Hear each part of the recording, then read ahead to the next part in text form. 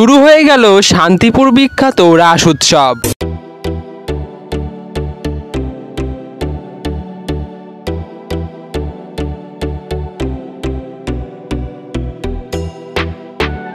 যা দেখতে ভিড় জমায় লক্ষ লক্ষ মানুষ। আর এই রাস উৎসব দেখার জন্য আমরাও বেরিয়ে পড়েছিলাম রাসের প্রথম দিন। আর প্রথম প্যান্ডেলে ঢুকেই দেখতে পেলাম রামায়ণের কিছু চরিত্র, যার সাথে এখানে পুজো করা হয়েছিল বজরংবলীর। দ্বিতীয় প্যান্ডেলে যাওয়ার জন্য আমরা এরকম লাইটিং এর পথ ধরে হাঁটতে লাগলাম। আর এরপরে যখন আমরা দ্বিতীয় প্যান্ডেলে ঢুকলাম, আর এখানে দেখলাম পুঁতি দিয়ে একটা নটরাজ ঠাকুর তৈরি করা হয়েছিল, যেটাকে দেখতে খুবই ভালো লাগছিল। আর যখন আমরা তৃতীয় প্যান্ডেলে ঢুকলাম তখন তো পুরোই অবাক। এটা হচ্ছে হানাবাড়ির কান্না থিম, যেখানে অনেকগুলো ভূত ছিল এবং তারাই কান্না করছিল। আর আমরা ঢুকতেই আমাদের সামনে একটা ভূত ঝুলে পড়লো। আর এইদিকে আবার ভূতেরা দেখলাম মহাদেবের সামনে নাচানাচিও করছিল।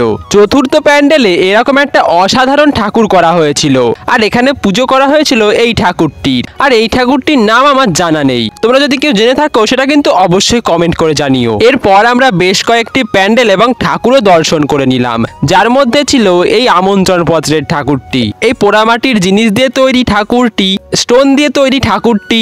এইগুলো দেখার পর যখন আমরা লাইটিং এর পথ ধরে হাঁটতে শুরু করলাম, তারপরে এই লাইটিং এর শেষে এসে দেখি এরকম একটা পোড়ো রাজবাড়ি, যার সামনে রাখা হয়েছিল এরকম একটা কামান। আর এর ভেতরে কিন্তু আরাধনা করা হয়েছিল মা কালী। আর এই প্যান্ডেলটি দর্শন করার পরে আমরা চলে আসলাম শান্তিপুরের আগমেশ্বরী তলায়, যেখানকার থিমের নাম ছিল মায়াজাল।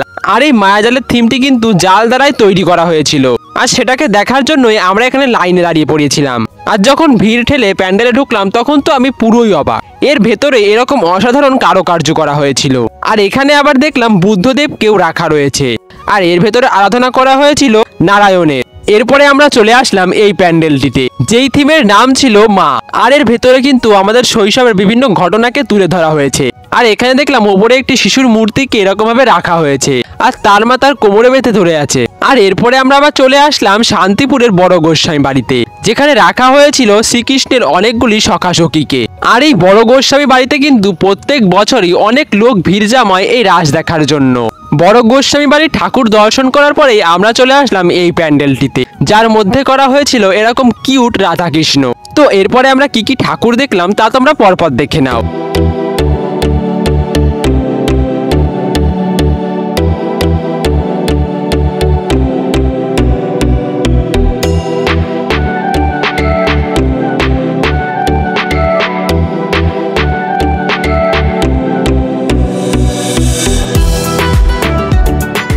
এই সমস্ত ঠাকুরগুলি দেখার পরে আমরা চলে এসেছিলাম এই প্যান্ডেলটিতে, যেখানে রাধাকৃষ্ণের সামনে রাখা হয়েছিল আমাদের সকলের প্রিয় প্রেমানন্দ মহারাজকে। আর এই প্রেমানন্দ মহারাজের মূর্তিটি কিন্তু পুরো রিয়েলিস্টিক হয়েছে। এরপরে আবার আমরা চলে আসলাম আর একটি আকর্ষণীয় জিনিস দেখতে।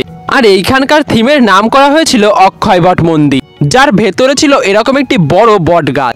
আর প্যান্ডেলের ভেতরে রাখা হয়েছিল অনেক দেব দেবতার মূর্তি। আর তারপরে আমরা ঠাকুরটাকেও ভালোভাবে দর্শন করে নিলাম। এরপর আবার চলে আসলাম আমরা এই প্যান্ডেলটিতে, যেটাকে দেখতে কিন্তু অসাধারণ এবং অনবদ্য লাগছিল। আর এর ভেতরের কাজগুলোও কিন্তু অসাধারণ লাগছিল। আর এর ভেতরে আরাধনা করা হয়েছিল শ্রী শ্রী সত্যনারায়ণের। আর এটা দেখার পরেই আমরা চলে আসলাম এখানে, যেখানে এই মা কালীর মূর্তিটিকে তৈরি করা হয়েছিল সম্পূর্ণ ঝিনুক দিয়ে।